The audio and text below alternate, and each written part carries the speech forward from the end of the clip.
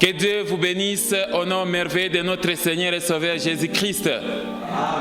Bien-aimés dans le Seigneur, nous bénissons l'Éternel notre Dieu pour cet instant où nous voulons écouter la parole du Seigneur. Et qu'il me soit permis donc en ce jour de vous donner un enseignement qui a pour thème l'absentéisme et les retards des fidèles chrétiens, y compris des serviteurs de Dieu occultes dans les églises, deux maladies incurables chez certains. L'absentéisme et les retards des fidèles chrétiens, y compris des serviteurs de Dieu occultes dans les églises, des maladies incurables chez certains, c'est le thème que nous allons voir aujourd'hui. Amen, amen. Bien-aimés dans le Seigneur, laisse-moi vous expliquer qu'il a été observé dans nos églises que des fidèles chrétiens de nos jours sont devenus trop irréguliers au culte. Ils sont trop irréguliers, non seulement au culte, mais aussi dans plusieurs activités organisées par l'Église. Et cette irrégularité se concrétise, se matérialise par les absences et par les retards des fidèles chrétiens. Est-ce que j'ai parlé à quelqu'un? Les absences et les arrivées tardives des fidèles chrétiens au lieu des cultes, des dimanches, tout comme de la semaine, est devenu comme une épidémie incurable chez certains chrétiens. C'est devenu comme des maladies. Et il y a certains chrétiens, malgré de multiples reproches de la part des serviteurs, malgré qu'on les réprimande et on leur demande de venir à temps à l'église, non. Il y a des chrétiens qui ont déterminé leur temps d'arriver à l'église, ce qui n'est pas correct. Est-ce que j'ai parlé à quelqu'un? L'absence et les retards au culte, des fléaux qui frappent non seulement les fidèles chrétiens, mais aussi les serviteurs de Dieu ainsi que leurs membres de famille. La femme du pasteur et ses enfants estiment qu'ils peuvent arriver aussi en retard au culte. Les pasteurs n'en parlons même pas, eux aussi ils arrivent en retard. Donc c'est devenu vraiment un fléau qui frappe non seulement les chrétiens, mais aussi les serviteurs de Dieu et leurs familles. Est-ce que j'ai parlé à quelqu'un? On voit des fois des femmes du pasteur et même le pasteur lui-même trop absents à l'église ou encore trop irréguliers au programme de l'église. Ils sont devenus aussi des absentéistes et des retardataires au culte, ce qui n'est pas normal. Est-ce que j'ai parlé à quelqu'un? Voilà ce dont il s'agit dans cet enseignement. Nous voulons tout simplement conscientiser les chrétiens à respecter les horaires du culte à l'église. Est-ce que j'ai parlé à quelqu'un? Lisons Esdras chapitre 7, le verset 23. La Bible dit ceci: que tout ce qui est ordonné par le Dieu des cieux se fasse comment? Ponctuellement pour la maison du Dieu des cieux, afin que sa colère ne soit pas sur le royaume, sur les rois et sur ses fils. Amen, amen. Donc mes frères et sœurs, voilà notre verset de base, et à la lumière de ces versets, vous venez de comprendre que la ponctualité est exigée à l'église. Quelqu'un comprend ça? C'est une exigence, la ponctualité dans les affaires de Dieu, et l'absentéisme et les retards constituent donc un manquement grave. C'est un manque de considération vis-à-vis de Dieu, c'est un manque de respect vis-à-vis des affaires de Dieu. Et donc tous les chrétiens doivent s'efforcer d'être à temps à l'église. Est-ce que j'ai parlé à quelqu'un? Et moi, je ne parviens pas à comprendre comment expliquer que vous, quand il est question des rendez-vous d'argent, vous respectez. Vous respectez des rendez-vous d'argent, vous respectez des rendez-vous de remboursement des dettes, vous respectez des rendez-vous avec les autorités de ce monde, vous respectez presque beaucoup de rendez-vous. Mais quand il s'agit de rendez-vous avec Dieu, là chacun commence à choisir son heure d'arrivée. Est-ce que c'est correct ça? Ce n'est pas correct, mes frères et sœurs. Et ça, c'est être vraiment un lâche. Et à chaque fois que vous avez votre rendez-vous avec le Créateur, celui qui vous donne le souffle de vie, l'autorité suprême de toutes choses, le Dieu Tout-Puissant qui vous appelle par exemple au culte à 9h juste, vous amenez à 10h30, vous amenez à 11h ou encore vous arrivez seulement à la fin du culte. Ce n'est pas correct. Est-ce que j'ai parlé à quelqu'un? Là, c'est-à-dire vous ne respectez pas Dieu, c'est comme si vous voulez considérer Dieu comme votre grand-père. Est-ce que j'ai parlé à quelqu'un? C'est pourquoi l'objectif de cet enseignement, c'est de vous conscientiser à prendre au sérieux les horaires du culte. Quand on vous dit que le culte commence à 9h juste, soyez là, même à 8h50. Est-ce que j'ai parlé à quelqu'un? Pour sa bonne compréhension, notre enseignement aura 4 parties. Et dans la première partie, nous allons voir la ponctualité au culte et aux différents programmes de l'Église, un ordre divin et une obligation chrétienne. Deuxième partie, l'absentéisme des fidèles chrétiens et des serviteurs de Dieu, ainsi que de leurs familles, au culte et aux différents programmes de l'Église. Troisième partie, les retards des fidèles chrétiens et des serviteurs de Dieu, ainsi que de leurs familles, au culte et aux différents programmes de l'Église. Et enfin, la quatrième partie, les 2 raisons principales du retard et de l'absentéisme des fidèles chrétiens et des serviteurs de Dieu, ainsi que de leurs familles, au culte et aux différents programmes de l'Église. Amen, amen. Bien-aimés dans le Seigneur, vous devez comprendre que l'absentéisme et les retards aux réunions de culte n'honorent pas Dieu. Dieu n'est pas content de tous les chrétiens qui arrivent en retard au culte. Si dans les écoles, 3-4 retards, on vous chasse de l'école. Ou encore 5 absences, on vous chasse de l'école. Alors, c'est un problème de discipline. Est-ce que j'ai parlé à quelqu'un? Pourquoi vous ne voulez pas vous discipliner aux choses de Dieu? C'est pourquoi nous voulons voir cet enseignement. Quelqu'un comprend ça? Commençons avec notre première partie de l'enseignement, la ponctualité au culte et aux différents programmes de l'Église, un ordre divin et une obligation chrétienne. Amen, amen. Vous devez comprendre, mes frères et sœurs, que c'est une obligation et une contrainte chrétienne pour un enfant de Dieu, pour un fidèle, d'arriver à temps à l'église. Il ne faut pas vous donner cette liberté-là de dire que non, c'est le dimanche, donc parce que les portes sont ouvertes, je peux entrer à l'église quand je veux. Ce n'est pas correct. Est-ce que quelqu'un comprend ça? Les serviteurs de Dieu, tout comme les fidèles chrétiens, doivent accorder une extrême importance à la ponctualité. Et premièrement, pour ce qui concerne les heures du début et les heures de fin du culte. Quelqu'un comprend ça? Ainsi qu'aux différents programmes de l'Église au courant de la semaine. Nous devons donc respecter toutes ces choses. Et c'est une vertu et une qualité qui manque chez certains chrétiens. Comme je le disais au début, absence et retard, ça constitue aujourd'hui des maladies incurables chez certains chrétiens qui estiment qu'à l'église, c'est là où on peut aller en retard. Ce n'est pas correct. Est-ce que j'ai parlé à quelqu'un? La ponctualité, c'est un ordre divin. La ponctualité, c'est une recommandation du Seigneur. C'est une obligation chrétienne. Dieu demande à tous les chrétiens de respecter les horaires du culte. Est-ce que j'ai parlé à quelqu'un? Si réellement vous respectez Dieu, si vous aimez Dieu et que vous avez de la considération envers le culte qu'il faut rendre à Dieu, vous devez être à temps. Quelqu'un comprend ça? Relisons un peu Esdras chapitre 7 verset 22. On va lire les versets 26 et 27. Vous allez comprendre. La Bible dit ceci: que tout ce qui est ordonné par le Dieu des cieux se fasse ponctuellement pour la maison du Dieu des cieux, afin que sa colère ne soit pas sur le royaume, sur le roi et sur les fils. Verset 26. Quiconque n'observera pas ponctuellement la loi de ton Dieu et la loi du roi sera condamné à la mort, au bannissement, à une amende ou à la prison. Verset 27. Béni soit l'Éternel, le Dieu de nos pères, qui a disposé le cœur du roi, a glorifié ainsi la maison de l'Éternel à Jérusalem. Amen, amen. Amen.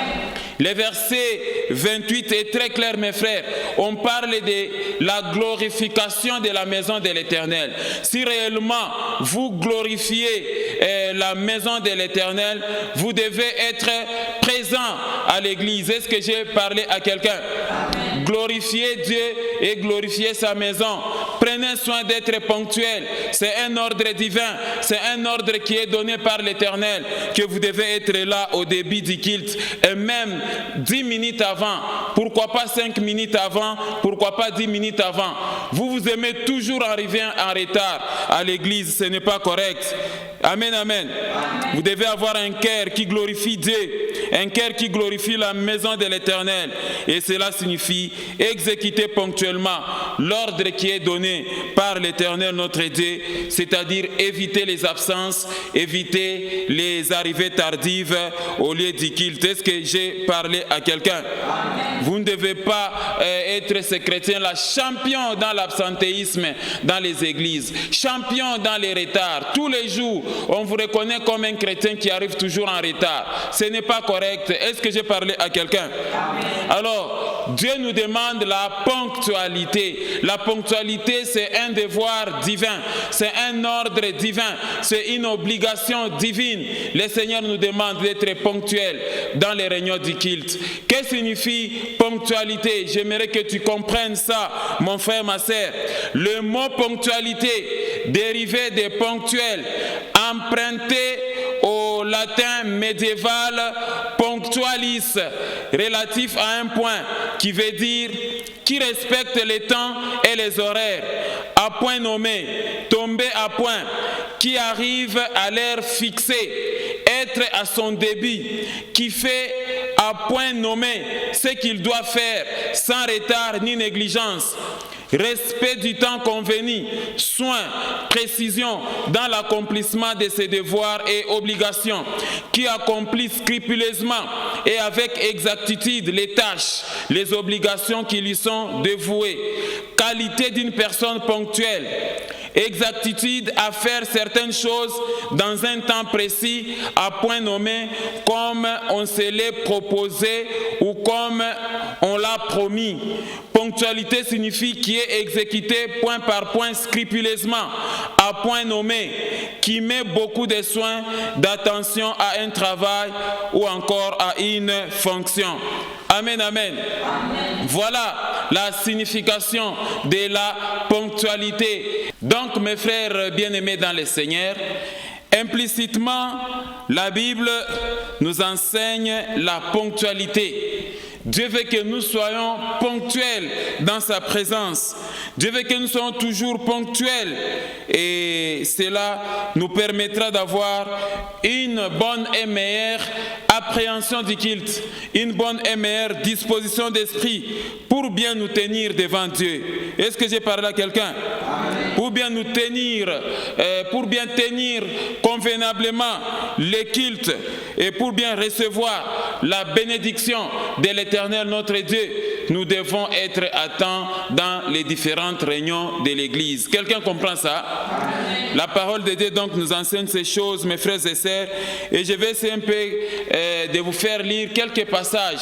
Vous allez voir la ponctualité des apôtres, la ponctualité des serviteurs de Dieu dans la parole de Dieu. Lisons un peu quelques écritures. En Actes chapitre 2, verset 46, la Bible dit ceci: ils étaient chaque jour tous ensemble assidus au temple. Ils rompaient les pains dans les maisons et prenaient leur nourriture avec joie et simplicité de cœur. Vous voyez l'assiduité chaque jour au temple. Quand vous êtes dans le livre des Actes chapitre 5, le verset 42, la Bible dit: et chaque jour, dans les temples et dans les maisons, il ne cessait d'enseigner et d'annoncer la bonne nouvelle de Jésus-Christ.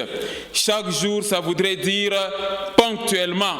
Quand vous êtes dans le livre des Actes, chapitre 1, verset 13, la Bible dit: quand ils furent arrivés, ils montèrent dans la chambre haute, où ils se tenaient d'ordinaire. Ils se tenaient d'ordinaire, c'est-à-dire ils étaient ponctuels. C'était Pierre, Jean, Jacques, André, Philippe, Thomas, Barthélemy, Matthieu, Jacques, fils d'Alphée, Simon, les Zélotes et Gide, fils de Jacques. Et enfin, quand nous lisons Luc chapitre 24, versets 52 à 53, la Bible dit: pour eux, Après l'avoir adoré, ils retournèrent à Jérusalem avec une grande joie. Le verset 53 dit « Et ils étaient continuellement dans les temples, louant et bénissant Dieu. » Amen, amen. Voilà donc comment les apôtres de Jésus-Christ se sont comportés. Et même après son ascension, ils étaient assidus dans les temples chaque jour. Ils étaient ponctuels. Ils se tenaient ordinairement dans les temples et dans les maisons. C'est la même chose aussi avec toi. Vous devez toujours regarder la montre. Si c'est l'heure du culte, vous devez vous rendre au culte. Parce que la ponctualité au culte et aux différents programmes de l'Église nous aidera à avoir une formation, à former notre caractère.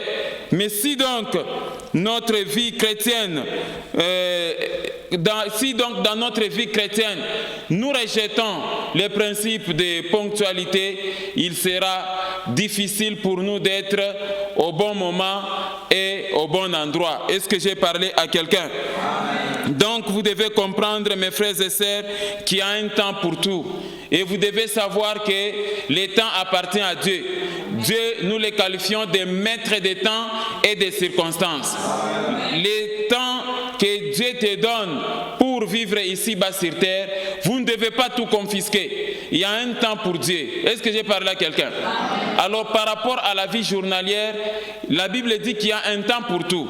Si c'est le moment pour rendre culte à Dieu, consacrez ce temps-là à l'Éternel, ne le confisquez pas. Est-ce que j'ai parlé à quelqu'un? Lisons aussi un peu quelques passages. Commençons par Ecclésiaste chapitre 3 verset 1. La Bible dit, il y a un temps pour tout, un temps pour toutes choses sous les cieux. En Ecclésiaste 3 verset 17, la Bible dit, j'ai dit à mon cœur, Dieu jugera les justes et les méchants, car il y a un temps pour toutes choses et pour toute œuvre. Quelqu'un comprend ça? Amen. Si nous lisons aussi Ecclésiaste chapitre 3, le verset 11, la Bible dit, il fait toutes choses bonnes à son temps. Même, il a mis dans les cœurs la pensée de l'éternité, bien que l'homme ne puisse pas saisir l'œuvre que Dieu fait du commencement jusqu'à la fin. Amen. Amen. Daniel à Babylone, Daniel chapitre 2, le verset 20 à 21. Daniel prit la parole et dit, béni soit le nom de Dieu d'éternité en éternité. À lui appartiennent la sagesse et la force. C'est lui qui change les temps et les circonstances, qui renverse et qui établit le roi, qui donne la sagesse aux sages et la science à ceux qui ont de l'intelligence. Amen. Amen. Vous voyez que tous ces 4 versets parlent de la gestion des temps. Et d'ailleurs, quand vous êtes en Éphésiens, la Bible dit « Rachetez les temps car les jours sont mauvais ». Donc, mes frères et sœurs, un chrétien ou être vraiment un homme intelligent, c'est savoir aussi gérer votre temps. Vous ne devez pas gaspiller le temps seulement dans les futilités. Et quand il s'agit des temps consacrés à Dieu, là vous commencez à vous plonger dans des négligences. Et là, c'est comme si Dieu n'a pas de place dans votre temps, ce qui n'est pas correct. Est-ce que j'ai parlé à quelqu'un? Tous les temps de ta vie, tu dois savoir que ça appartient à Dieu. Alors, j'ai toujours exhorté aux chrétiens d'apprendre à payer aussi leur dîme de temps. Parce que si tu es ce chrétien-là, en matière d'argent, tu ne sais pas payer ta dîme. Alors fais un effort de payer même la dîme du temps. Dans une journée, dans un jour, il y a 24 heures. Sachez que 2h40, c'est le 1/10 de votre temps qu'il faut consacrer à l'Éternel. Est-ce que j'ai parlé à quelqu'un? Oui, calculez les 1/10 de 24 heures par jour. Donc ça signifie que 2h40 ne vous appartient pas. C'est le 1/10 que vous devez consacrer à Dieu et à ses affaires. Et on paye la dîme en participant au culte, en lisant la parole, en passant du temps dans la prière. C'est ça aussi votre façon de payer votre dîme. Et ça peut vous donner la longévité. Est-ce que j'ai parlé à quelqu'un? Donc, mes bien-aimés dans le Seigneur, apprenez à payer votre dîme des temps. Regardez l'exemple dans l'Ancien Testament. Ils avaient compris que dans 24 heures, 2h40 minutes appartient à l'Éternel. Lisons un peu 1 Chronique, chapitre 23, les versets 30 à 32. Regardez, ils avaient à se présenter chaque matin et chaque soir afin de louer et de célébrer l'Éternel. Voilà la dîme des temps. Verset 31, et à offrir continuellement devant l'Éternel tous les holocaustes à l'Éternel, au sabbat, aux nouvelles lignes et aux fêtes, selon le nombre et les usages prescrits.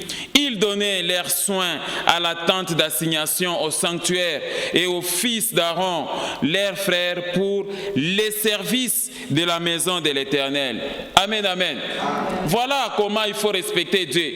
Vous êtes quel type de chrétien? Les cultes, on n'a même pas encore fait la prière de clôture. Vous êtes partis.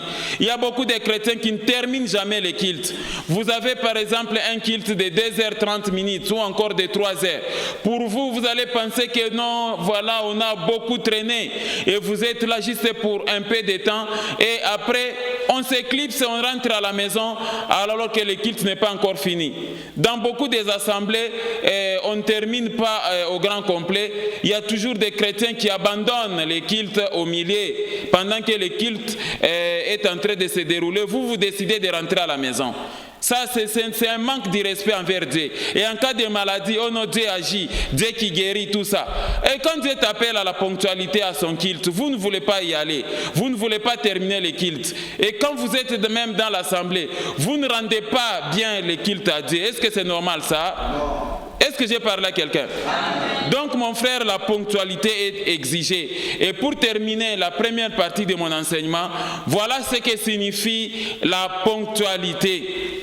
La ponctualité au culte et aux différents programmes de l'Église signifie le respect strict et rigoureux des temps et des horaires dans l'exécution du culte et des différents programmes de l'Église. Ponctualité au culte signifie la fidélité, la loyauté et l'assiduité dans l'accomplissement des devoirs et obligations chrétiens à l'Église et ailleurs. Ça signifie aussi l'obéissance et la discipline à observer et à respecter scrupuleusement l'ordre divin, c'est-à-dire à tout ce qui est ordonné par le Dieu des cieux pour sa maison. Amen, amen. Amen. Et je tiens à vous rassurer que être ponctuel, arriver à temps aux réunions des cultes, c'est obéir à l'ordre divin. Voilà pourquoi, mes frères et sœurs, la ponctualité, c'est un ordre divin et une obligation absolue des chrétiens. Est-ce que j'ai parlé à quelqu'un? Alors, j'aimerais que nous puissions encore relire Esdras. Esdras chapitre 7 verset 23, regardez, que tout ce qui est ordonné par le Dieu des cieux se fasse ponctuellement pour la maison du Dieu des cieux, afin que sa colère ne soit pas sur le royaume, sur le roi et sur les fils. Verset 26, quiconque n'observera pas ponctuellement la loi de ton Dieu et la loi du roi sera condamné à la mort, au bannissement, à une amende ou à la prison. Amen, amen. Amen. Voilà donc ce qu'il fallait comprendre, mon frère, ma sœur, du premier point quant à ce qui concerne la ponctualité. Je voulais juste te faire voir que la ponctualité, c'est un ordre divin et une obligation absolue des chrétiens, une obligation chrétienne. Est-ce que j'ai parlé à quelqu'un?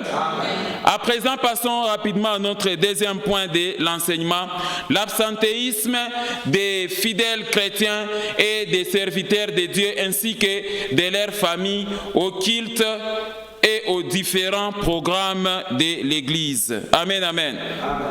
Je ne cesse de vous répéter dans cet enseignement que la volonté de Dieu, c'est de voir les chrétiens arriver à temps à l'Église. Le cœur de Dieu est dans la joie quand il voit ses enfants être dans sa présence à l'Église, au culte et dans les différents programmes de l'Église, que ce soit au courant de la semaine ou encore que ce soit les dimanches. Est-ce que j'ai parlé à quelqu'un? Et le cœur des chrétiens devait être pressé et empressé par la faim et la soif d'aller rendre culte à Dieu, d'aller à l'église. Quelqu'un comprend ça? S'il y a des absences, s'il y a des retards, c'est parce que les chrétiens n'ont pas faim et soif d'aller adorer Dieu, d'aller les rendre culte. Si réellement cette soif est là-dedans, vous devez vous empresser pour être là à l'église. Est-ce que quelqu'un comprend ça? Jésus dit, heureux ceux-là qui ont faim et soif de la parole de Dieu. Quelqu'un comprend ça? Vous devez avoir faim et soif. Mais je me pose toujours la question, pourquoi de nos jours, les fidèles chrétiens, ainsi que les serviteurs de Dieu, leurs membres de famille, arrivent toujours en retard à l'église? Il faut se poser cette question. Amen, amen. Pourquoi arriver en retard? Et pour certains chrétiens, il faut seulement qu'on les supplie. Allons à l'église. Est-ce que vous serez là les dimanches? S'il vous plaît, venez à l'église. Et pourtant, chacun de nous devait avoir cet empressement. Quelqu'un comprend ça? Il arrive des fois quand nous sommes invités pour aller prêcher dans une église quelque part, vous voyez que non, les chrétiens ne sont pas là. Au pasteur de vous dire que non, voilà, s'il y a des absences, on va essayer un peu cette semaine de faire des visites, tout ça pour aller supplier les chrétiens et poser des questions. Pourquoi vous n'êtes pas venus à l'église? Ce n'est pas correct, c'est ça. Est-ce que j'ai parlé à quelqu'un? Et quand vous posez des questions aux chrétiens, ils sont prêts à mentir. Non, j'étais malade. Oh non, voilà, j'avais des visiteurs. Oh, j'ai fait ceci, tout ça. Souvent, c'est à l'occasion de rien que les gens s'absentent à l'église. Quelqu'un comprend ça? Ça devait avoir la joie dans votre cœur. Vous devez avoir la joie d'aller à l'église. Errez les pieds qui vont à l'église. Quelqu'un comprend ça? Lisons un peu quelques passages, je vais vous faire comprendre. Psaume chapitre 22, verset 1. Ça, c'est David qui dit, « Je suis dans la joie quand on me dit, allons à la maison de l'Éternel. » Ça doit faire l'objet de la joie. Est-ce que j'ai parlé à quelqu'un? Quand vous êtes en Psaume chapitre 84, le verset 10, « Mieux vaut un jour dans tes parvis que 1000 ailleurs. Je préfère me tenir sur les seuils de la maison de mon Dieu plutôt que d'habiter sous les tentes de la méchanceté. » Amen. Regardez Psaume 27, verset 4. « Je demande à l'Éternel une chose que je désire ardemment. Je voudrais habiter toute ma vie dans la maison de l'Éternel pour contempler la magnificence de l'Éternel et pour admirer son temple. » Amen. Regardez le psaume 23, verset 6. « Oui, le bonheur et la grâce m'accompagneront tous les jours de ma vie et j'habiterai dans la maison de l'Éternel jusqu'à la fin de mes jours. » Amen, amen. Voilà les désirs d'un chrétien. Quand on vous dit seulement allons au culte, vous devez avoir de la joie. Quelqu'un comprend ça?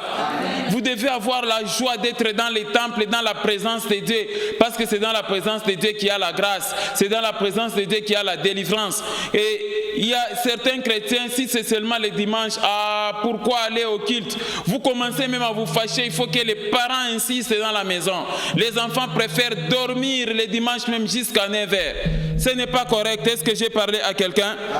Beaucoup de chrétiens sont devenus aujourd'hui champions dans l'absentéisme et dans les retards à l'église. Ce n'est pas correct, mes frères et sœurs. Je vous donne cet enseignement afin que vous puissiez vous corriger. Est-ce que j'ai parlé à quelqu'un? Bon, il y a des fois, vous voyez, les ivrognes, quand on dit à un ivrogne que non, allons nous asseoir à une terrasse, il est dans la joie. Vrai ou faux? Quand on dit seulement aux ambianceurs que non, aujourd'hui, il faut passer toute la nuit dans une boîte, vous allez voir, l'ambianceur est vraiment dans la joie. Maintenant, pourquoi vous les chrétiens, vous êtes lâches? Quand on vous dit que non, voilà, allons à l'église, allons à la maison de l'Éternel à temps. Non, non, c'est toujours les sommeils, c'est toujours les assoupissements, tout ça. Et l'Éternel n'est pas content de nous. Est-ce que j'ai parlé à quelqu'un? Voilà donc, mes frères et sœurs, comment il faut comprendre ces choses, mes frères. Quelqu'un comprend ça? Alors, que signifie le mot absentéisme? Absentéisme, ça signifie quoi, mes frères et sœurs? J'aimerais vous faire voir ça. Le mot absentéisme, emprunté de l'anglais absentéisme, francisé en absentéisme, dérivé de absent, désignant la pratique des grands propriétaires terriens de vivre hors de leur terre. Absentéisme signifie comportement d'une personne qui est souvent absente alors qu'elle devrait être présente. Absentéisme signifie le fait d'être absent de manière habituelle ou systématique au lieu du travail, des cultes ou d'études ou encore de tout lieu où la présence est obligatoire. Absentéisme signifie irrégularité répétée et non signifiée dans la fréquentation des lieux de travail ou des réunions. Amen, amen. Voilà la signification de l'absentéisme. Et aujourd'hui, les chrétiens sont des champions dans l'absentéisme occulte, ce qui n'est pas correct. Et avec ces phénomènes absentéisme, ça devient difficile de fidéliser les chrétiens. Ça devient donc difficile et certaines églises ne connaissent pas la croissance numérique.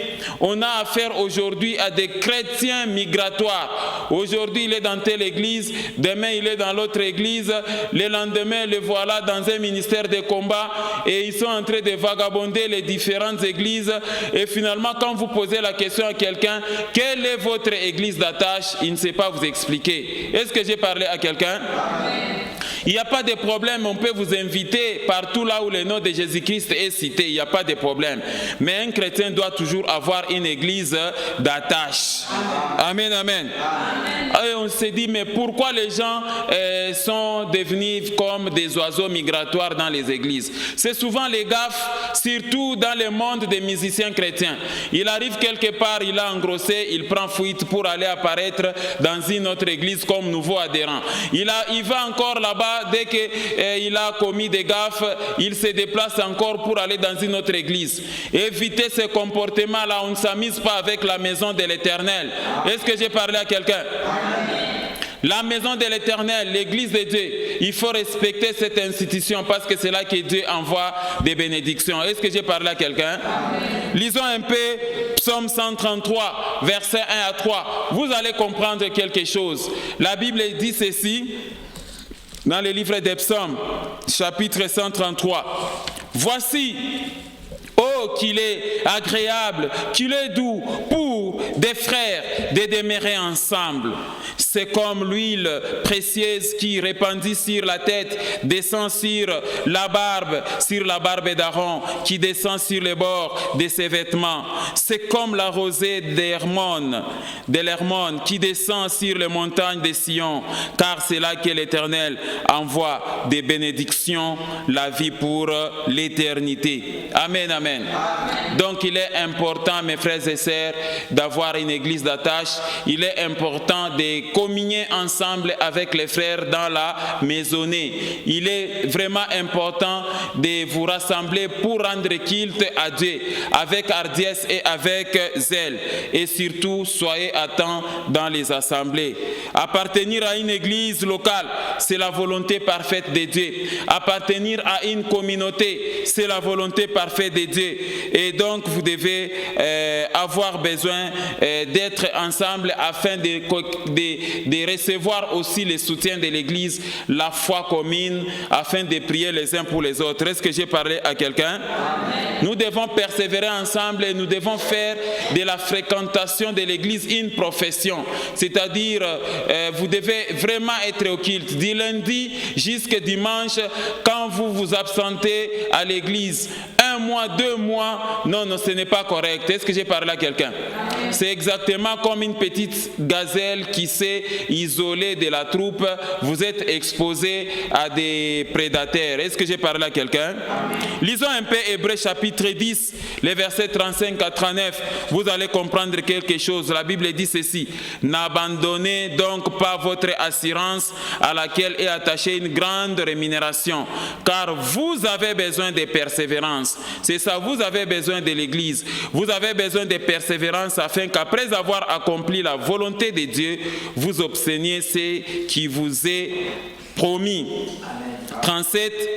Encore un peu de temps, celui qui doit venir viendra et il ne tardera pas. Verset 38, la Bible dit ceci: « Et mon juste vivra par la foi. Mais s'il se retire, mon âme ne prend pas plaisir en lui. » Et le verset 39, la Bible est très claire. « Nous ne sommes pas de ceux qui se retirent pour se perdre, mais de ceux qui ont la foi pour sauver leur âme. » Amen.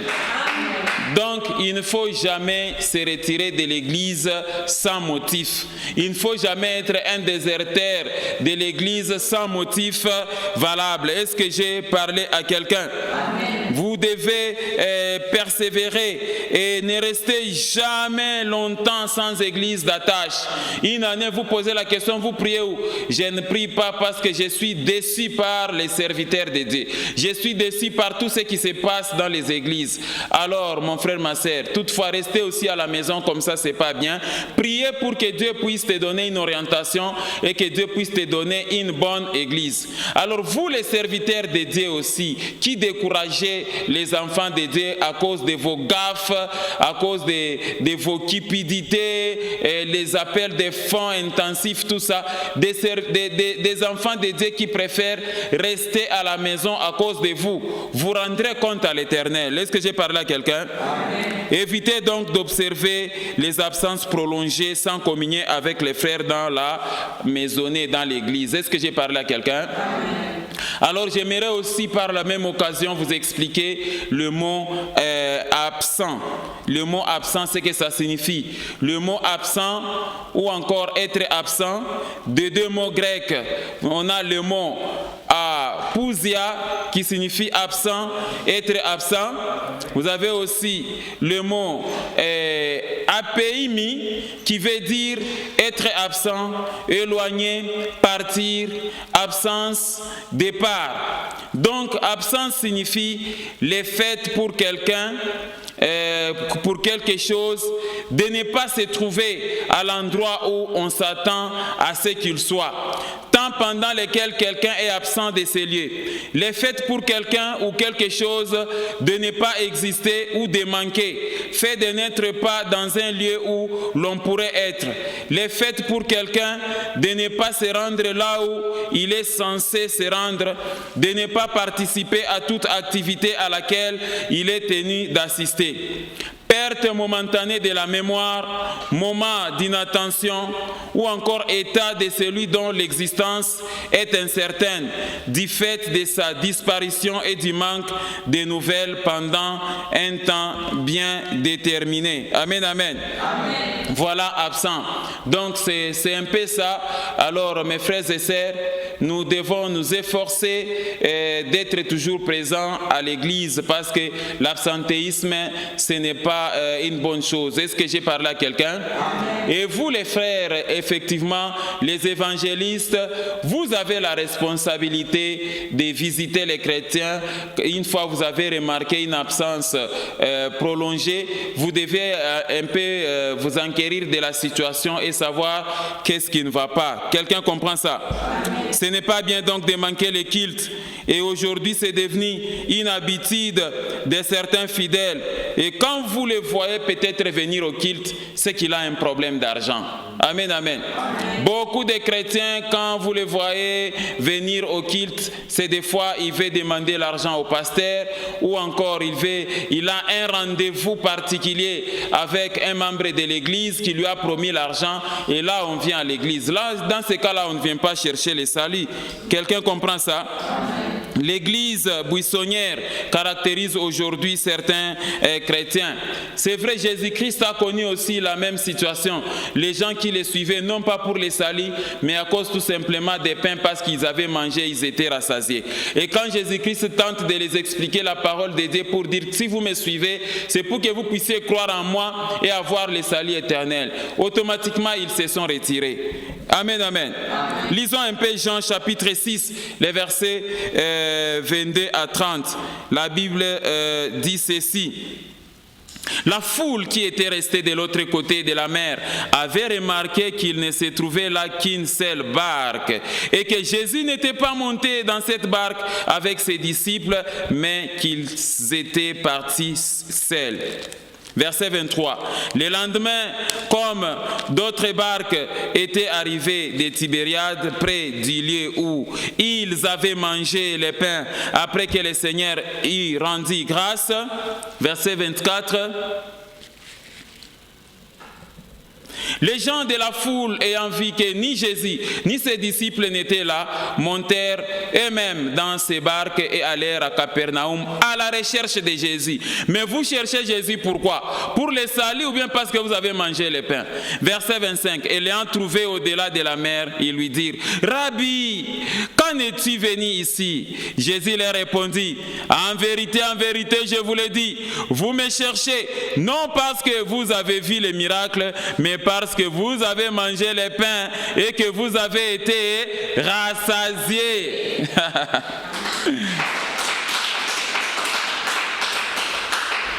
Amen, amen. Regardez le verset 27.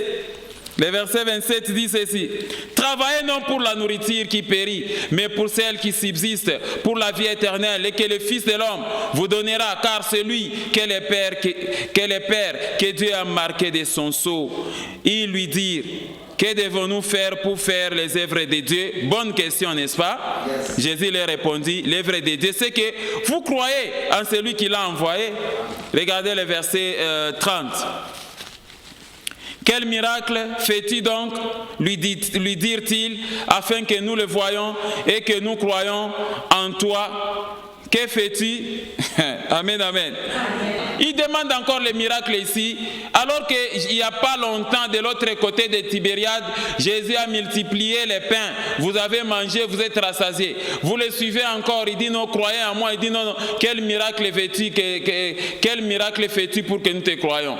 Vous voyez comment les chrétiens sont très compliqués. Vous êtes là, il y a des fois les gens qui sont là pleins dans les églises à cause des miracles tout simplement. Ici, il n'est pas question de suivre les miracles et des prophéties, il est question de suivre le salut qui est Jésus-Christ. Amen. Continuons un peu la lecture à partir du verset 59. Jésus dit ces choses dans la synagogue, enseignant à Capernaum.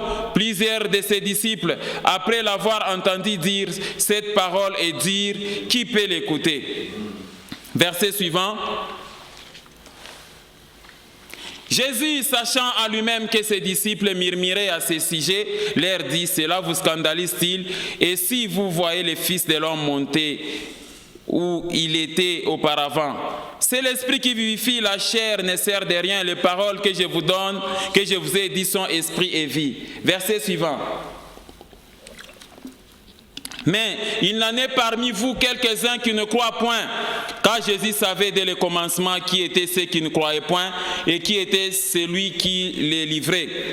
Et il ajouta: c'est pourquoi je vous ai dit que nul ne peut venir à moi si cela ne lui a été donné par le Père.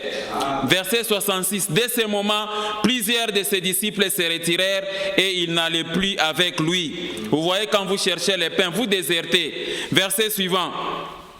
Jésus donc dit aux 12: et vous, ne voulez-vous pas aussi vous en aller? Simon-Pierre lui répondit: Seigneur, à qui irions-nous? Tu as les paroles de la vie éternelle. Et nous avons crié, et nous avons connu que tu es le Christ, le Saint de Dieu. Amen, amen. Voilà ce qu'il faut comprendre, mes frères et sœurs. Il y a certains chrétiens là: non, je ne viens pas à l'église parce qu'on m'a injurié. Je ne viens pas à l'église parce que les protocolaires ne m'ont pas bien accueilli. Pourquoi tu ne viens pas à l'église? Ah non, je ne viens pas parce que tel ou tel autre, tout ça, des motifs vraiment à rejeter. Vous êtes seulement un chrétien lâche. Est-ce que j'ai parlé à quelqu'un? La Bible, elle est très claire. Mais bien aimé, quand vous êtes en Hébreux 10, 39, c'est un verset que nous avons déjà lu. La parole de Dieu dit que nous ne sommes pas de ceux-là qui se retirent pour se perdre, mais de ceux-là qui ont la foi pour sauver leur âme. Amen, amen. Vous devez être de ceux-là, mes frères et sœurs. Vous ne devez pas vous retirer de l'église de n'importe quelle manière et pour des raisons de foi banales qui ne tiennent pas debout. Est-ce que j'ai parlé à quelqu'un? Vous ne devez pas être des absentéistes dans l'église. Pourquoi tu ne fréquentes plus cette église? Non, j'avais deuil, je n'ai vu personne. Non, ça ce n'est pas correct. Amen, amen. Aujourd'hui, il y a des pasteurs qui fidélisent les chrétiens par la prise en charge des Minerval, la prise en charge, je ne sais pas moi, des loyers, tout ça, ainsi de suite. Ce qui n'est pas correct. Le jour où tu arrêtes de payer ton Minerval à ces fidèles chrétiens-là, ils se retirent aussi de l'église. Alors, j'ai essayé de vous présenter un tableau des justificatifs des absences. Les principales causes des absences des fidèles chrétiens à l'église. Première cause, on a les causes individuelles et puis causes organisationnelles et les causes environnementales. Causes individuelles, la maladie, les deuils, les voyages, les travails, la maternité, et non, les visiteurs, on avait les visiteurs à la maison, les sports, les dimanches au lieu d'aller à l'église, non, c'est les jours où il faut se dégraisser. La coiffure, on ne m'a pas bien coiffé, alors je n'ai pas de coiffure, je ne pars pas à l'église. Les habits sont sales, peut-être c'est les travaux de ménage, et j'avais beaucoup des habits à lessiver, ou encore pourquoi tu ne viens pas à l'église, pas de transport, non, c'est le déménagement de l'église, c'est l'oubli, ainsi de suite. Amen, amen. Amen. Et dans les causes organisationnelles, c'est souvent la suspension à l'église, un chrétien suspendu, les scandales du pasteur, le pasteur est tellement impudique, alors les chrétiens disent je n'irai pas, des fois la division, ou encore la délocalisation de l'église, ou encore les tribalismes au sein de l'église, ou encore les décès du serviteur, quand le pasteur est décédé, allez, on ne va plus à l'église, les heures du culte aussi, ainsi de suite. Et dans les causes environnementales, nous avons épinglé les problèmes de la guerre. Quand les balles sont en train de retentir dehors, tout le monde reste à la maison. Les insécurités, les maladies contagieuses, comme c'était le cas de Covid. Il y a aussi les problèmes des saisons. Non, c'est la pluie, c'est le froid, ou encore distance à parcourir. Amen, amen. Amen. Voilà donc d'une manière générale comment j'ai essayé de m'efforcer de vous donner des fois des raisons qui tiennent debout et des raisons non fondées. Amen, amen. Amen. Bon, quand le pasteur est en voyage, toi tu ne vas pas au culte, donc tu suis ton pasteur. Amen, amen. Il y a beaucoup de chrétiens, quand le pasteur est en voyage, ils posent la question, et le pasteur, non, le pasteur est parti en France, ah donc je n'irai pas à l'église comme le pasteur ne sera pas là. Donc toi tu suis ton pasteur. Le jour où le pasteur sera dans ta tombe, tu vas aussi le suivre dans la tombe. Ce n'est pas correct. Le jour où ton pasteur va décéder, donc toi aussi tu arrêtes aussi de fréquenter l'église. Ce n'est pas correct. Est-ce que j'ai parlé à quelqu'un? Donc, mes frères, l'absentéisme au culte, ce n'est pas bien. Choisissez une bonne église à fréquenter et évitez de vous absenter habituellement à l'église pour des raisons non fondées, ou encore ne pas aller à l'église pour des motifs non valables. C'est un péché. Est-ce que j'ai parlé à quelqu'un? Lisons un peu Hébreux chapitre 10, les versets 22 à 25. La Bible dit ceci: approchons-nous donc avec un cœur sincère dans la plénitude de la foi, les cœurs purifiés d'une mauvaise conscience et le corps lavé d'une eau pure. Verset 24, retenons fermement la profession. Vous voyez, aller à l'église c'est devenu une profession. Retenons fermement la profession de notre espérance, car celui qui a fait la promesse est fidèle. Veillons les uns sur les autres pour nous exciter à la charité et aux bonnes œuvres. Mais regardez le verset 25. Très très important. N'abandonnons pas notre assemblée comme c'est la coutume de quelques-uns, mais exhortons-nous réciproquement, et cela d'autant plus que vous voyez s'approcher les jours. Amen, amen. Amen. Voilà donc mes frères et sœurs pour ce qui concerne la deuxième partie. L'absentéisme c'est très mauvais. Évitez les absences à l'église. Est-ce que j'ai parlé à quelqu'un? Passons à notre troisième partie de l'enseignement. Les retards des fidèles chrétiens et des serviteurs de Dieu ainsi que de leurs familles au culte et aux différents programmes de l'Église. Amen. Amen. Alors, mes bien-aimés dans le Seigneur, ici nous parlons maintenant des retards. Je vous exhorte, mes frères et sœurs, par les compassions de notre Seigneur et Sauveur Jésus-Christ, d'arrêter cette habitude d'être en retard à l'église. Prenez donc l'habitude d'être ponctuel à l'église, dans les affaires de Dieu. C'est ça la clé pour votre réussite et pour votre bénédiction. Soyez conscients que dans votre vie courante, il y a des attitudes que vous ne devez pas adopter. Amen, amen. Il y a certaines attitudes à rejeter, mes frères et sœurs. Parce que si vous adoptez certaines attitudes sans se rendre compte que ça peut nuire à votre vie, ça peut nuire à votre relation avec Dieu, vous allez rater des bénédictions. Quelqu'un comprend ça? Voilà les attitudes comme la colère, la vengeance, la jalousie, des médisances et même les retards à l'église et les absentéismes. Ça vous empêche d'accéder à des bénédictions de Dieu. Quelqu'un comprend ça? Donc, mes frères et sœurs, la ponctualité signifie être à l'heure à l'église. Et il y a beaucoup d'entre nous qui ont cette habitude d'être en retard dans les différentes activités de l'église, dans les différents programmes de l'église. Et vous avez normalisé ça. Ce n'est pas correct. Est-ce que j'ai parlé à quelqu'un? Donc, prenez soin de bien gérer votre temps. Tu dois te poser chaque fois la question, qu'est-ce qui t'empêche d'être à temps à l'église? Pourquoi les retards? Et souvent, vous savez, nous les chrétiens, dans nos prières, quand nous sommes dans les besoins, Éternel descend et agit. Parce que toi, Éternel, tu n'as jamais été en retard. Tu n'as jamais été en retard quand tu agis. Là, c'est dans nos prières. Éternel, tu n'as jamais été en retard quand tu interviens. Mais alors, qu'en est-il aussi de toi, chrétien? Qu'en est-il aussi de toi, chrétien? Amen, amen. Par rapport aux choses de Dieu. Est-ce que j'ai parlé à quelqu'un? C'est bien de dire le Seigneur n'a jamais été en retard quand il intervient. Amen. Mais toi aussi, les chrétiens, fais un effort de ne pas être en retard dans les affaires de qui? De Dieu. Amen, amen. Donc les chrétiens aujourd'hui, toujours vouloir que Dieu ne soit pas en retard quand vous avez besoin de ses interventions. Alors quand c'est votre tour d'être ponctuel aux choses de Dieu, non, c'est le retard et avec beaucoup des explications, des esquisses. C'est ce qu'il faut éviter. Est-ce que j'ai parlé à quelqu'un? Alors j'aimerais vous expliquer les retards, c'est quoi, pour que tu comprennes. Le mot retard, deux fois traduit par manquer, est le mot grec oustéréo et absizo, traduit par tarder, être en retard. Et le mot hébreu affié, traduit par tardif. Donc il signifie fait agir trop tard, fait d'agir trop tard, de n'avoir pas encore fait ce que l'on aurait dû faire. Action de retarder, de remettre à plus tard, être derrière ou en arrière, différence entre l'heure marquée et l'heure réelle.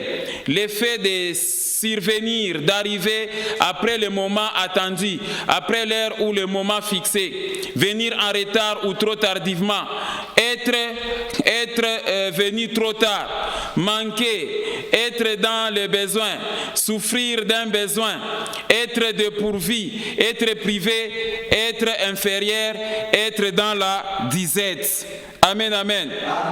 Voilà, mes frères et sœurs, la signification du mot retard. Donc, vous ne devez pas être des retardataires dans les églises. Quelqu'un comprend ça?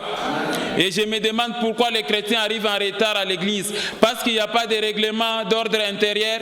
Quand il faut amener vos enfants avant 7h30 dans les écoles, vous vous empressez pour être là avant 7h30. Quand il faut voyager et qu'on vous dit que le vol c'est à 9h juste, vous vous empressez pour être à l'aéroport 2 heures avant pour faire vos check-in. Amen, amen. Quand il faut respecter vos rendez-vous d'argent, vous faites tous les efforts possibles pour être là. Quand il s'agit d'une autorité qui vous a appelé à 10 heures, vous faites tous les efforts pour être là à 7h30 à côté de son bureau. Mais quand Dieu t'appelle à 9h juste au culte, non, Dieu est votre grand-père, vous choisissez votre temps, le culte c'est à 9h juste, vous dites que non, je vais entrer à 10h30, je vais entrer à 11h, je vais entrer à 12h, et puis vous allez dire que non, mieux vaut la fin d'une chose que son commencement. Mauvaise interprétation de la parole.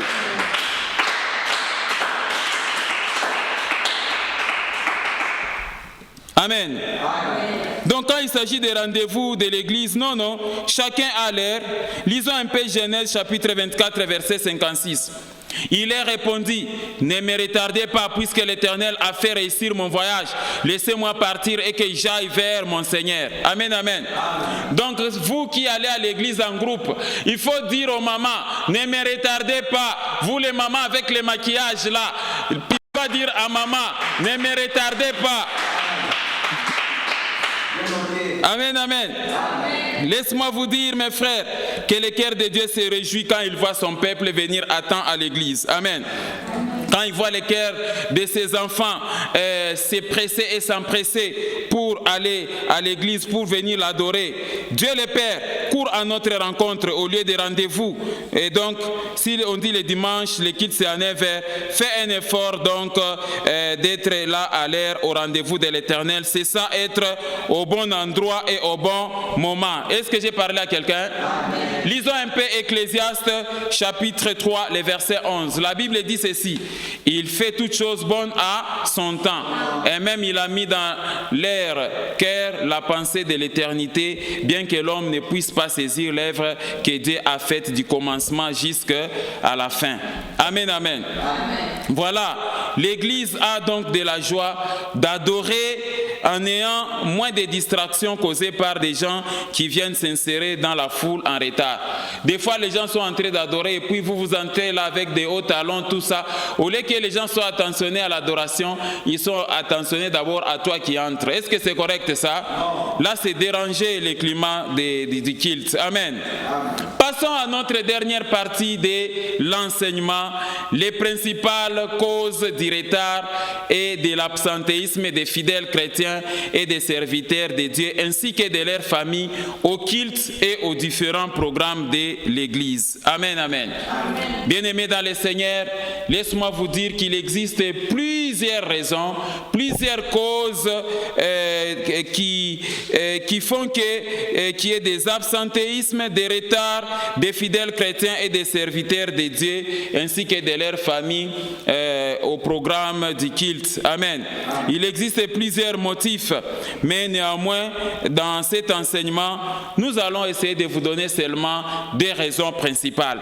La première raison principale qui fait que les gens puissent arriver en retard à l'église et qu'ils soient absents, c'est la négligence des choses de Dieu et la priorité aux choses du monde. Amen, amen. Les chrétiens ne priorisent pas les choses de Dieu. Leurs priorités sont ailleurs. Quelqu'un comprend ça? Quand vous voyez seulement un chrétien arriver en retard à l'église ou encore un chrétien s'absenter à l'église, c'est qu'il ne priorise pas Dieu dans sa vie. Ses priorités sont vraiment ailleurs. Quelqu'un comprend ça? Nous sommes beaucoup plus concentrés aux choses du monde plutôt qu'aux choses de Dieu. J'ai essayé d'observer dans les affaires du monde. Quand il y a un match de football ici chez nous à Lubumbashi, même Champions League, le match c'est à 15h. Le stade est déjà plein à 10h. Pour des choses du monde, on peut bien s'empresser. On voit des fois aussi des jeunes gens ou des jeunes filles qui ont des rendez-vous impudiques, les rendez-vous d'adultère. Il entre rapidement dans une salle de bain, il se lave, il se parfume, tout ça. Il va même au salon de coiffure. Tu vas où? Au rendez-vous tout simplement de l'impudicité d'adultère. Et il fait tout pour être là à temps. Mais quand il s'agit des choses de Dieu, non, tout le monde néglige. Voilà pourquoi vous de cette génération, vous ne voyez pas trop la main de Dieu dans votre vie. C'est à cause de la négligence aux choses de Dieu. Amen. Quand vous vous plongez dans les affaires de Dieu, vous êtes des négligents. Quand vous êtes dans les affaires du monde, non, c'est l'empressement. Et Dieu observe ça, que vous êtes des lâches. Quelqu'un comprend ça? Lisons Jérémie chapitre 48, le verset 10. Regardez. Maudit soit celui qui fait avec négligence l'œuvre de l'Éternel. Maudit soit celui qui éloigne son épée du carnage. Amen, amen. C'est ça. Quand vous négligez les choses de Dieu, vous vous attirez la malédiction, ainsi dit Jérémie chapitre 48 verset 10. Vous vous attirez la malédiction. Donc les jours où il faut aller au culte, c'est le jour où vous décidez de faire autre chose. Pour les choses de Dieu, il n'y a pas d'empressement. On fait des choses lentement. on se réveille en retard. On se réveille maintenant pour commencer à torchonner, laver les assiettes, tout ça. Est-ce que c'est le dimanche où il faut aller à l'église? C'est le jour où il faut repasser ton habit? Est-ce que c'est le jour où tu dois maintenant d'abord commencer par préparer le matin, lessiver les assiettes, tout ça? Non. Commencer à torchonner la maison. Tout doit se préparer la veille. Vous ne voyez pas nos frères de l'église des adventistes, les églises du 7e jour, le jour du Seigneur, on ne fait rien. Amen, amen. Toi aussi, tu sais que le dimanche, c'est le jour où tu auras les kilts en un verre. Il ne faut pas repasser dimanche matin, il ne faut pas torchonner, laver les assiettes dimanche matin. Prépare tout la veille. Est-ce que j'ai parlé à quelqu'un? Et le matin, on se prépare, c'est pour aller à l'église, ce n'est pas pour commencer d'abord à préparer. Oh non, comme ça, quand on va rentrer à l'église, on va seulement chauffer à manger. Et conséquence, vous arrivez en retard. Est-ce que j'ai parlé à quelqu'un? Lisons aussi Esther chapitre 6, le verset 10. Vous allez comprendre que la négligence n'est pas quelque chose de bien. Le roi dit à Aman, prends tout de suite les vêtements et les chevaux comme tu l'as dit, et fais ainsi pour Mardochée le juif qui est assis à la porte du roi. Ne néglige rien de tout ce que tu as mentionné. Amen, amen. Amen. Arrêtez mes frères et sœurs la négligence le jour où il faut se rendre au culte. Est-ce que j'ai parlé à quelqu'un? Vous devez arrêter la négligence, et le fruit de la négligence, c'est vos arrivées tardives là au culte, les retards à l'église et les absentéismes. Est-ce que j'ai parlé à quelqu'un? Vous voyez ça? Regardez dans les usages du monde. Pour mieux comprendre un film ou encore une pièce théâtrale, n'est-ce pas, on le commence au début et puis jusqu'à la fin. Quelqu'un comprend ça? Et au cinéma, vous y allez pour débuter bien les films. C'est la même chose aussi avec les cultes. Vous devez bien le commencer avant et le terminer aussi. Et non pas venir toujours au milieu du culte, chaque dimanche, au milieu du culte, tu es toujours en retard. Et puis tu veux que Dieu puisse te bénir. La bénédiction viendra d'où? Et puis tu vas accuser les sorciers. Mais même les retards là, vous allez dire que c'est un esprit. Qu'on commence maintenant à dire, oh, je chasse l'esprit des retards dans ma vie. Non, là c'est toi-même. Est-ce que j'ai parlé à quelqu'un? Donc, pour mieux, vous devez comprendre, mes frères et sœurs, qu'il faut commencer les cultes avant. Donc, la parole de Dieu qui apporte la foi et le salut de vos âmes est prêchée à l'église. Alors, tu dois faire un effort pour être attent à l'église et non pas négliger le salut. La parole qui vous apporte la foi est prêchée à l'église. La parole qui vous apporte le salut est prêchée à l'église. Il faut aller à temps à l'église. Quand vous arrivez là-bas en retard, tout ça, et puis vous voulez être bien installé, et puis vous ne terminez même pas les cultes, vous rentrez à la maison, et puis oh non, Seigneur Dieu, aide-moi, ouvre les portes des bénédictions. Les bénédictions ne s'ouvriront pas. Continue à accuser les sorciers, c'est ton affaire. Commence d'abord par arranger toi-même. Amen. Ne négligez pas les saluts. Regardez Hébreux chapitre 2, verset 3. La Bible dit ceci: comment échapperons-nous en négligeant ainsi grand salut qui, annoncé d'abord par le Seigneur, nous a été confirmé par ceux qui l'ont entendu. Amen, amen. Donc nous avons la responsabilité d'être ponctuels, d'être vraiment à temps au lieu du culte. Il faut éviter la négligence. La première raison, c'est la négligence. Dès Chroniques 29, verset 11, vous allez comprendre quelque chose. La Bible dit: maintenant, mes fils, cessez d'être négligents, car vous avez été choisis par l'Éternel pour vous tenir à son service devant lui, pour être ses serviteurs et pour lui offrir des parfums. Donc, ici, vous comprenez que c'est la négligence dans l'œuvre de Dieu qui a pour conséquence l'auto-malédiction. Amen. Soyons ponctuels au culte. La ponctualité, c'est un signe de respect envers Dieu. C'est un signe de sérieuxité aux choses de Dieu. Pas seulement aux réunions de l'Église, mais aussi même ailleurs. C'est une discipline que vous devez développer. Est-ce que j'ai parlé à quelqu'un? Apprenez à être ponctuel dans tous les aspects de la vie, car cela est agréable à Dieu et vous récolterez de bons fruits. Quelqu'un comprend ça? Lisons Josué chapitre 11, verset 15. Josué exécuta les ordres de l'Éternel à Moïse son serviteur, et de Moïse à Josué. Il ne négligea rien de tout ce que l'Éternel avait ordonné à Moïse. Amen, amen. C'est ça. Il y a donc des malédictions attachées au fait que vous arrivez en retard à l'église. Il y a une malédiction attachée à ça. Quelqu'un a compris ça? Il y a une malédiction pour ceux-là qui viennent en retard. Donc il y a des malédictions qui ne viennent pas forcément de la sorcellerie, mais de vos propres comportements de négliger les choses de Dieu. Amen, amen. Votre manière de faire l'œuvre de Dieu peut apporter une malédiction dans votre vie. Vous devez comprendre ces choses. Amen, amen. Et sachez que retard et absence sont deux fruits de négligence. Lisons Esdras chapitre 4, le verset 22. Gardez-vous de mettre en cela de la négligence, de peur que le mal n'augmente au préjudice du roi. Amen. Donc plus vous négligez les choses de Dieu, plus le mal augmente dans votre vie. Ne négligez pas les choses de Dieu. La négligence doit cesser parce qu'elle augmente le mal. Amen. Enfin, deuxième raison principale, et qui constitue même le dernier point de cet enseignement, le manque d'amour et du zèle pour Dieu ainsi que la paresse. Amen, amen. Donc, mes frères et sœurs, le manque d'amour et du zèle pour Dieu, ainsi que la paresse, voilà des choses qui justifient l'absentéisme et les retards dans les églises. Et lisons quelques passages, puis nous allons terminer. Aimer Dieu nous évite les retards à l'église. Si vous aimez Dieu, vous ne serez jamais en retard. Quand on demande à Jésus, Maître, quel est le plus grand commandement de la loi? Jésus lui répondit, tu aimeras le Seigneur ton Dieu de tout ton cœur, de toute ton âme, de toute ta pensée, de toute ta force. C'est le premier et le plus grand commandement. Amen, amen.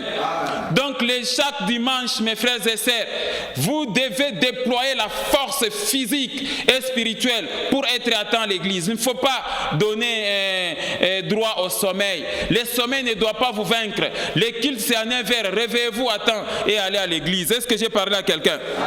Deuxièmement, ou encore les petits B, quant à ce qui concerne les raisons de ne pas d'être en retard à l'église.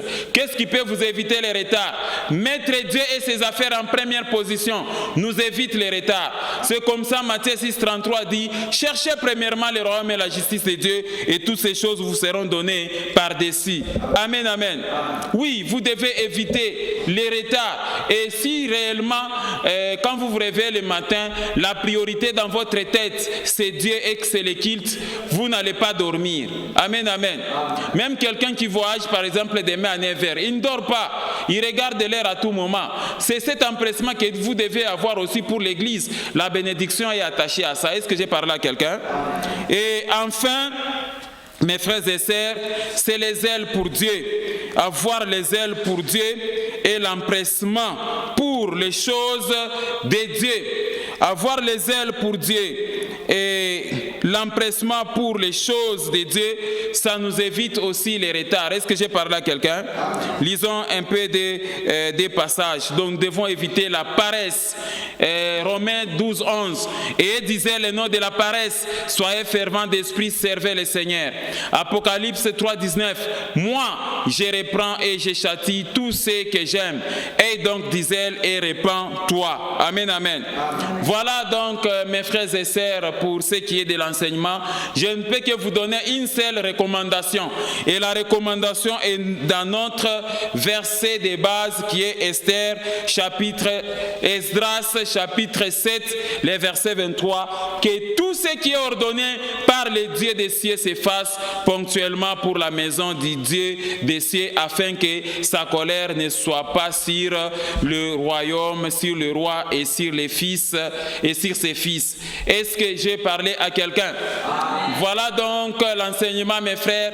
Évitez les retards, évitez les absentéismes à l'église, au culte, dans les différents programmes de l'église. Vous, les serviteurs de Dieu, est-ce que j'ai parlé à quelqu'un? Que Dieu vous bénisse au nom de Jésus. Voilà l'enseignement. Évitez les retards, évitez les absentéismes à l'église. Que Dieu vous bénisse.